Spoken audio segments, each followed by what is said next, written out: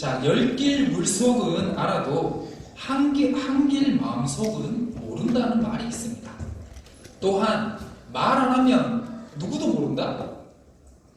잘 모르시는구나. 다 교회 다니셔가지고 말 안 하면 귀신도 모른다 라는 말이 있습니다. 이 두 가지 말은 우리가 사람의 속마음을 알 수가 없을 때 자주 사용을 합니다. 아이가 커가면서 청소년기에 접어들게 되면요, 이 아이가 말을 하지 않으면 부모는 이 아이가 무슨 생각을 하는지 알 수가 없습니다. 밖에서 무슨 일을 하고 다니는지 알 수가 없다는 것입니다. 남편도 마찬가지입니다. 남편이 말하지 않으면 아내는 알 수가 없습니다. 아내도 남편에게 자신의 속마음을 말하지 않으면 무슨 생각을 하는지 절대로 알 수가 없습니다. 요즘은 저희 아내가 잘 얘기를 안 하는데요, 초창기 신혼 때 제일 많이 우리 아내가 저한테 얘기한 이야기가 뭐냐면, 당신은 나의 마음을 모른다. 그래 얘기를 많이 해요. 나는 이해가 안 되죠. 그럼 나는 어떻게 대답을 하냐? 나는 너가 아는 것보다 나는 너를 더 많이 안다. 뭐 이렇게 얘기하면서 싸움이 시작이 되기도 했는데요, 이게 잘 모르는 것 같아요. 얘기를 안 하면 솔직히 모릅니다. 이 사람이 나를 좀 알아줬으면 좋겠다고 하지만 실질적으로는 모릅니다. 자신의 속마음을 얘기할 때 사람들은 알 수가 있다는 것입니다. 보통 자녀들은 이런 생각을 가지고 있습니다. 부모님이 좀 알아서 내가 가지고 싶은 거, 내가 원하는 거 이렇게 딱 사주고, 뭐 생일 선물 때 이렇게 딱 주면 얼마나 좋겠냐라는 생각을 가지고 있고요. 남편 또한 아내가 알아서 해줬으면 좋겠다라는 마음도 있고, 아내라면 남편이 알아서 해주었으면, 뭐 하루 이틀 산 것도 아니고 알아서 해주었으면 좋겠다라는 마음이 있을 것입니다. 오히려 심리학자나 오랜 상담이 경험이 있는 상담가들은 딱 보고도 조금 알 수가 있다고 합니다. 그 사람의 얼굴이라든지 약간의 행동, 그 다음 또 이렇게 어떤 표정을 보면 대충 어떠한 문제가 있겠구나 라고 딱 알 수가 있대요. 그런데 그것도 추측이랍니다. 추측이지 이 사람이 진짜 자기의 속마음을 얘기하지 않으면 모른다는 거예요. 아무리 전문가라도 약간 자기는 이럴 줄 알았는데 전혀 다른 상황을 얘기할 때도 많다라는 것입니다. 이렇게 우리의 마음속에 있는 것도 말하지 않으면 모르는 것처럼 하나님이 우리에게 말씀하지 않으시면 우리는 아무것도 알 수가 없다라는 것입니다. 그러나 다행인 것은 우리 인간들과 우리의 인생들과 남편과 아내와 자식과 친구와 주변에 있는 분들과 다르게 하나님은 말씀하시는 분이라는 것입니다. 속마음을 숨기시는 분이 아니라는 것입니다. 야, 너 나 마음 몰라? 내가 원하는 거 몰라? 이렇게 하시면서 너희가 좀 알아서 해주면 좋겠다 라고 얘기하시는 분이, 말씀하시는 분이 아니라는 것입니다. 그래서 하나님과 우상, 구약에 나오는 우상들이죠.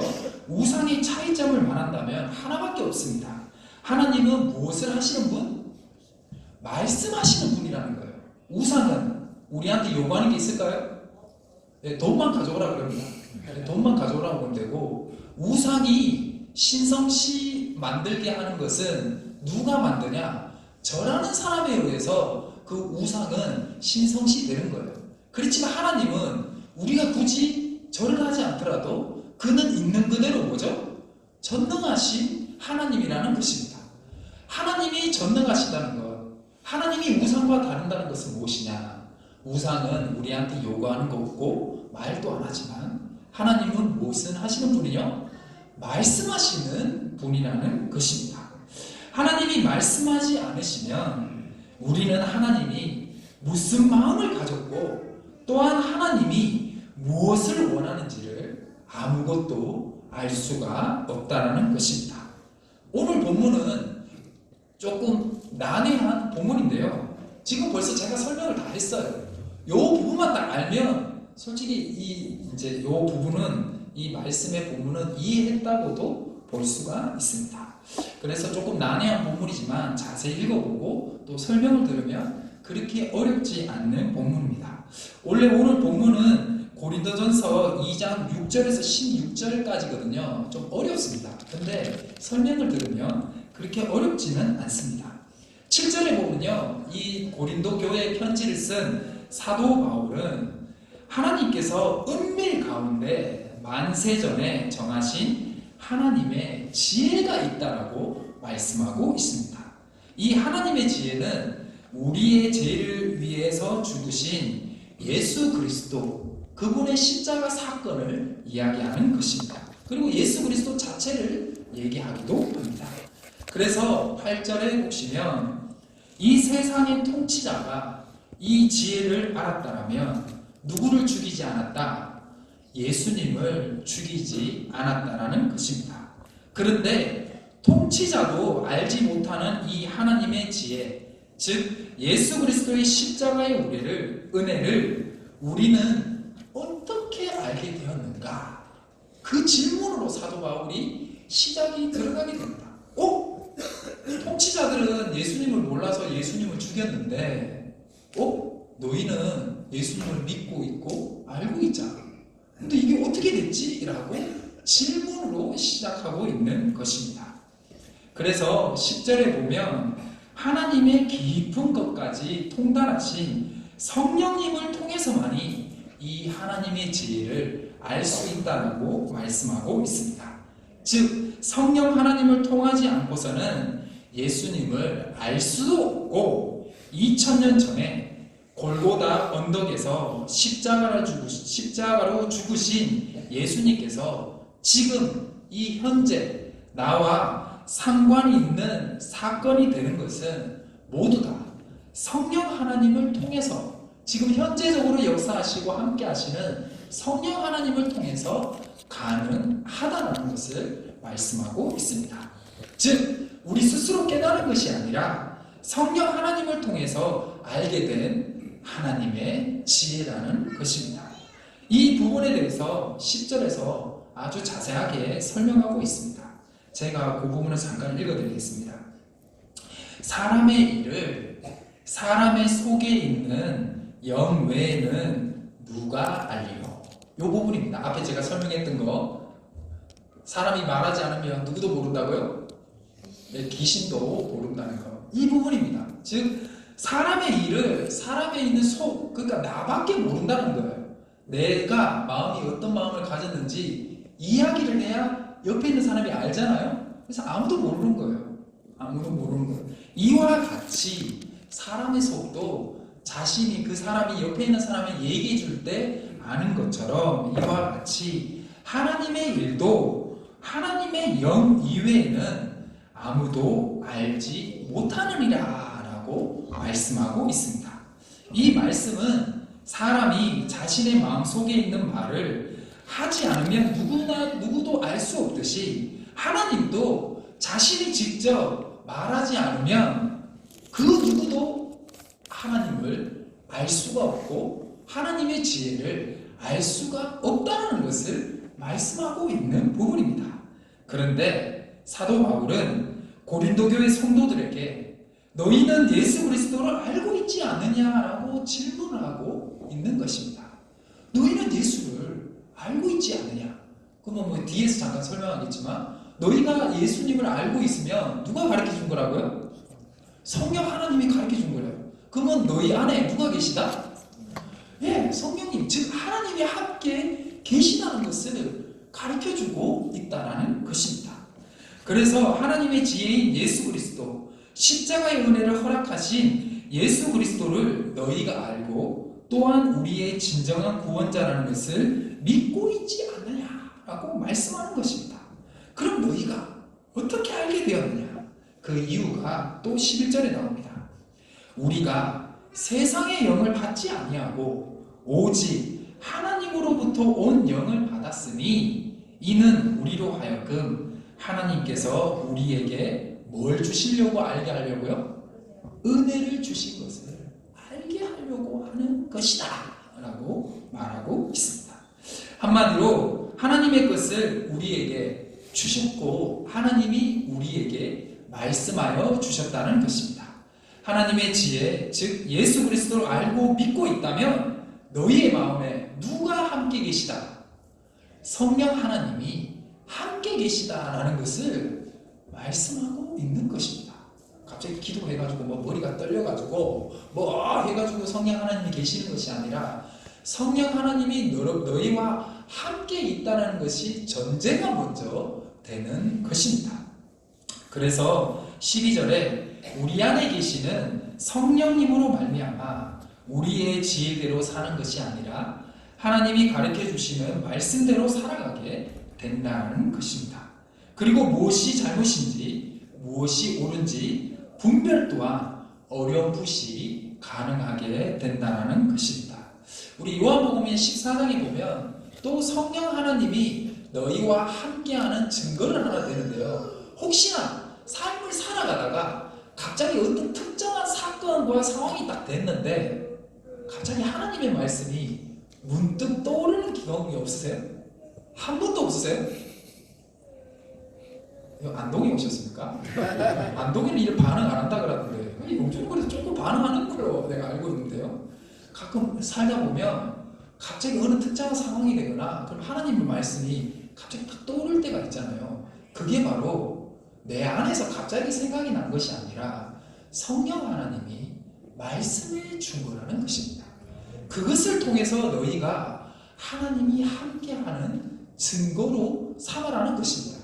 그런데 요한복음에서는 그것을 증거로 삼고요. 고린도전서에서는 예수님을 너희가 알고 믿고 있는 그 자체가 하나님이 너희와 함께 있다라는 증거가 된다는 것입니다.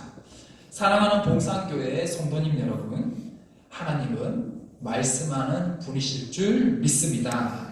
그 말씀이 누군가에게 특정하게 주신 것이 아니라 바로 이 자리에 나와 있는 모든 분들에게 말씀하시는 하나님이라는 것을 믿으시기를 간절히 축원합니다.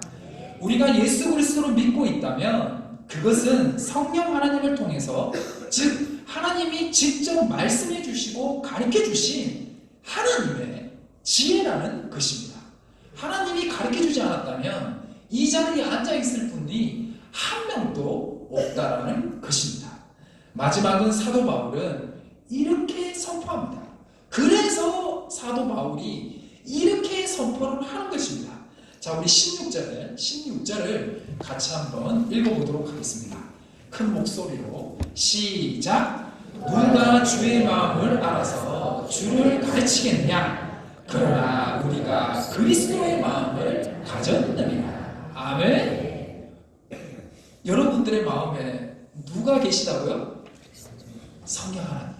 그렇기 때문에 여러분들의 마음은 이제 바로 그리스도의 마음이라는 것입니다. 그리스도의 마음이 어디 있어? 아닙니다. 여러분들의 마음은 벌써 그리스도의 마음을 가진 분들이라는 것입니다.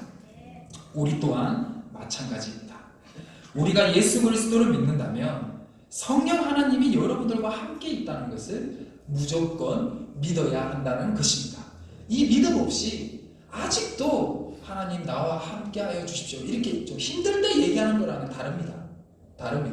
아직까지 믿음이 없어서 아직까지 느낌이 없어서 그런 게 중요한 것이 아닙니다. 여러분들이 벌써 예수 그리스도를 알고 있다면 성령님이 여러분들과 함께 있다는 증거가 된다는 것입니다. 여기에서 시작을 해야 기도도 되고 예배도 되고 말씀도 되고 이 불안함이 사라져야 여러분들이 더 앞으로 나아갈 수 있지, 이 믿음이 전제가 되지 않으면 앞으로 나갈 수가 없다는 것입니다. 오늘 말씀을 통해서 하나를 알 수 있는 것이 있습니다. 그것은 무엇이냐? 하나님은 침묵하시는 분이 아니라 말씀하는 분인데 그 말씀을 누구에게 하셨다? 바로 나에게, 바로 우리에게 이 봉산교회에 말씀하고 있다라는 것입니다. 그래서 하나님은 말씀하지 않는 분이 아니라 말씀하는 분이라는 겁니다.